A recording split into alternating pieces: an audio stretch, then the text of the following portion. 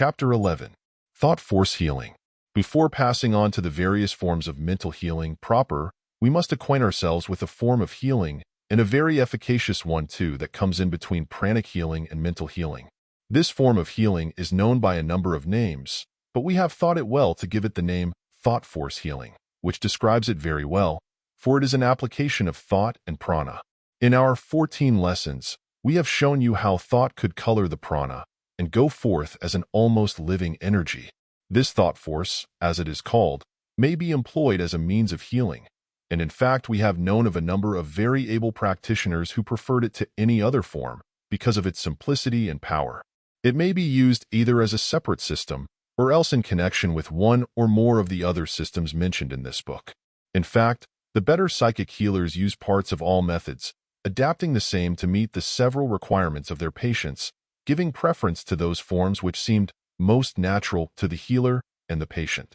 Thought force healing is based upon the fact that the organs, parts, and even cells of the body have mind in them, a fact known to all occultists and which modern science fully recognizes.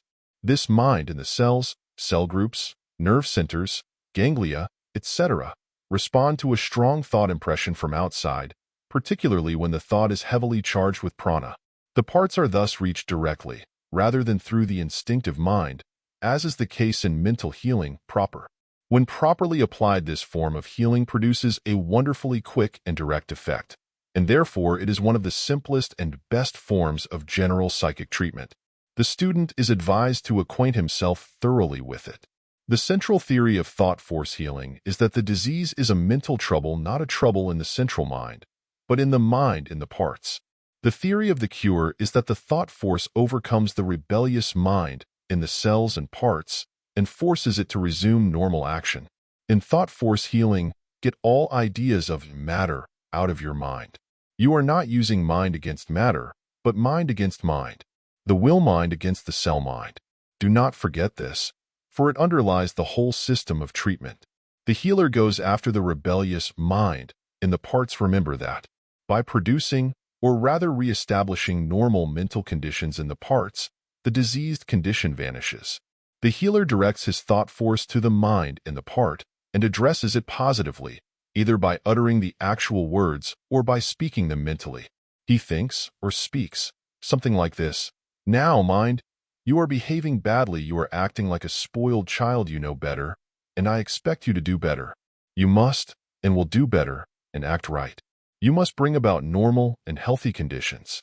You have charge of these organs, and I expect you to do the work that the infinite mind gave you to do properly." This and similar thoughts will give you the idea of the treatment. Point out to the mind of the part just what you expect it to do, and you will be surprised, at first, at how readily the cell mind obeys. The rebellious mind of the parts acts like a child who is pouty, cross, or out of sorts. It must be coaxed, scolded, led, or loved into right action, as the case seems to require the idea of love, of course, being behind it all, just as in the case of the child. The cell mind is essentially an undeveloped, childlike mind, and if you keep this idea in view, you will be able to apply the treatment to the best advantage. As you will see as we proceed, the hands are used in this form of treatment, but principally for the purpose of attracting the attention of the mind in the cells and parts, just as we attract the attention of a man by tapping him on the shoulder, etc.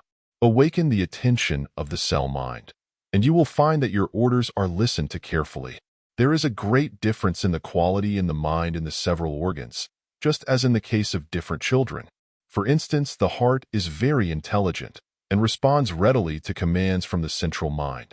The liver, on the other hand, is a stupid, dense, mental organism and needs to be driven like a mule instead of led like a lamb. You have seen children just like this carry this idea in your mind.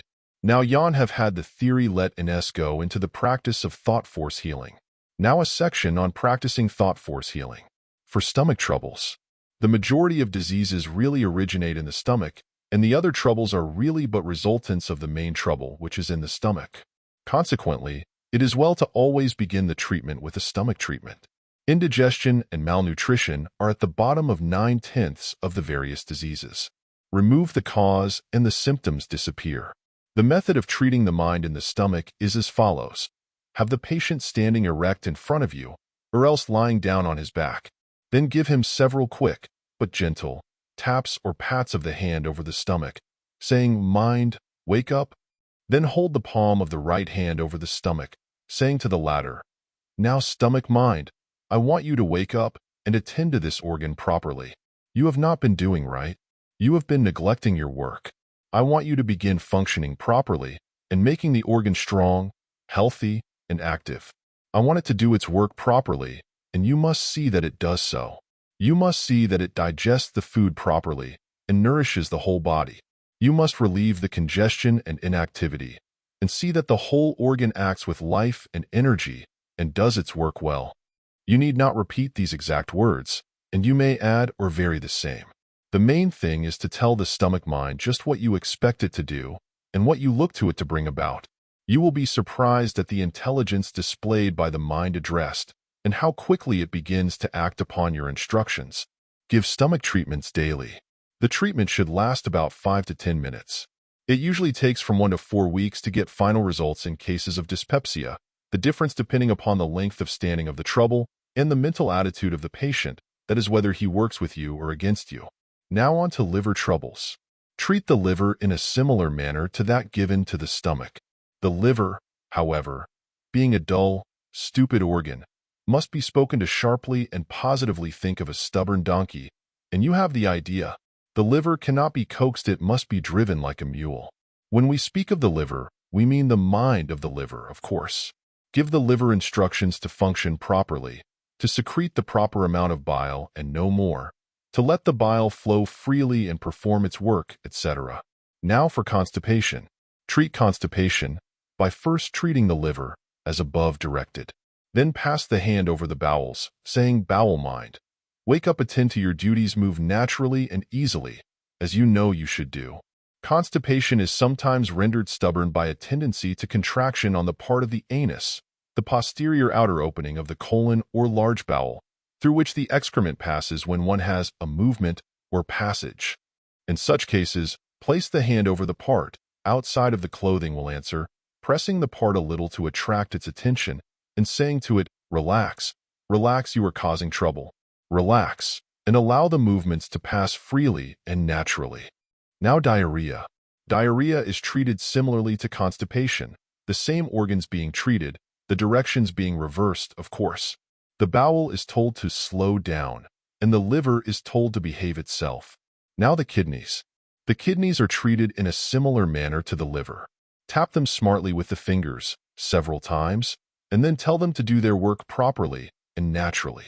In cases where the patient urinates too freely, instruct the kidneys and bladder to slow down and endeavor to reduce the urination gradually.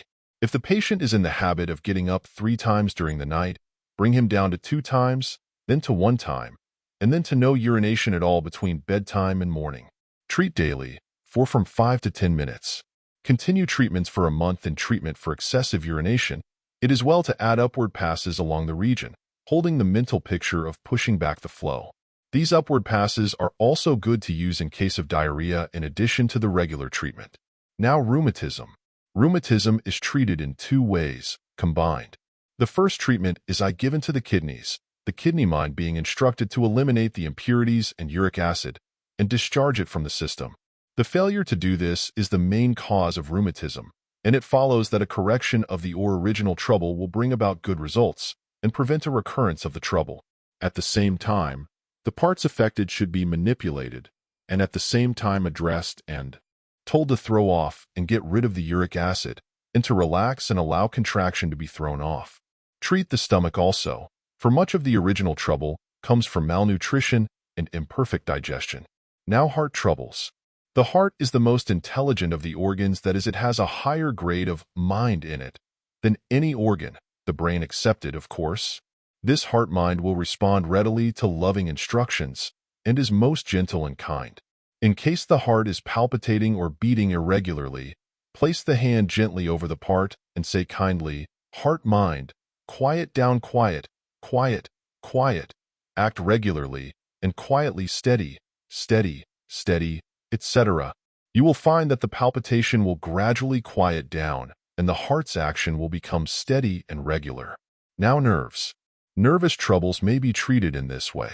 Commence with treating the stomach and liver and getting them to function properly. Then treat the nerves along the spinal column, giving them the appropriate instructions to snit the requirements of the case. Now to equalizing the circulation is accomplished by making long sweeping passes from the head to the feet. See Pranic healing for direction. At the same time, saying to the mind of the arteries and veins, flow freely and equally steadily and constantly flow, circulate, flow. It is well to give this treatment for equalizing the circulation in nearly every form of treatment, for by doing so you will help to reestablish normal conditions and promote the return of healthy action. Now headaches are treated by first treating the stomach and then equalizing the circulation and then giving local treatments to the head, saying to the mind of the parts, quiet down, now, easy, easy, easy, rest, rest, rest. Now to female troubles. These complaints are treated by first restoring proper conditions of the stomach so that the patient may be properly nourished and may thus obtain energy and strength to send to the affected parts. This must not be overlooked. Local treatment is administered as in cases of diarrhea. Bring up the hands in front of the lower part of the abdomen and giving the command to the mind, strength, right action, health, etc. In case of profuse flow, add the words, slow down, cease flooding, etc. In the case of falling of the womb, etc., the command, firm, firm, now, firm, etc., will be found to have a wonderfully strengthening effect.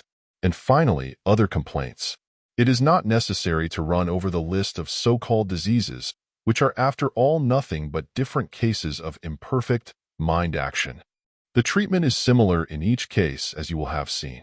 Give the same general treatment, and then give your mental commands in words suited to the case. That is, tell the mind of the part what it must do. Talk to it just as you would to a child that was not doing what it should. Reason with it and lead or drive it along, just as seems best. Use judgment and a little thought, and you will find that you will soon get the knack of giving just the right commands.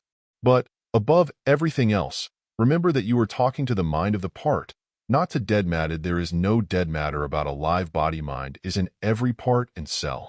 It is mind talking to mind. Remember this, for therein lies the secret of this form of treatment. Remember, also, that the majority of diseases arise from stomach troubles and imperfect circulation. Restore the stomach to normal action and the circulation to equalize activity and functioning, and you have removed the cause of the trouble. Do not forget this, for it is most important. Talk to the mind as you would to a person, a child, and say to it just what you think will best affect it. A little practice will render you very expert in this, and you will soon begin to feel quite well acquainted with the different forms of mind in the parts, and moreover, they will soon begin to recognize that you know them, just as a horse recognizes men who are used to managing horses, although they may never have seen that particular man before. Dogs are the same way, as one will see if he will think a little bit. This form of treatment may be used on animals as well as on people, and we have heard of many remarkable cures in this way. Now, remember, please, that the cell mind, or part mind, does not understand the words you say. They have no such knowledge. But they do understand the thought that lies back of the words, and will respond thereto. The words only serve to help yon to form your thought clearly. Words are but symbols of thoughts. There is one or more thoughts back of every word. Do yon see now? A German may give the treatment to an Englishman who does not understand a single word used. But the cell mind does understand the thought back of the word, no matter what language is spoken. Is not this wonderful? And yet, so simple when the key is had. It is the thought, not the word. And yet the spoken word helps the mind to form the thought. We think in words, remember? We even dream in words. Now, do not let this simple form of treatment escape your attention. It is one of the best, for it combines the qualities of several others in it. It is so simple and easily understood and easily applied. Do not fail to try it. Now let's look at auto-treatment. This treatment may be administered to oneself with the best possible effect. The central mind will give the command to the cell mind or part mind, just as in the case of treating another person. The methods used are practically the same as those above given. In fact, one may get a good idea of the treatments by trying them on himself. It would be possible to write an entire book upon this subject of auto-healing by thought force, but it would be merely a padding out of what has been given you in this chapter. Our idea, in this book, is to give you the best information in the shortest time and smallest space. Each chapter gives you information that is worth many times the price of the book, and for which some who have acquired a knowledge of it are charging tuition fees, ranging from $5 upward. Many courses on the market contain no more information than is given in some of these chapters. We say this not in a spirit of self-praise, but merely that you may understand that you are getting the thing in a nutshell.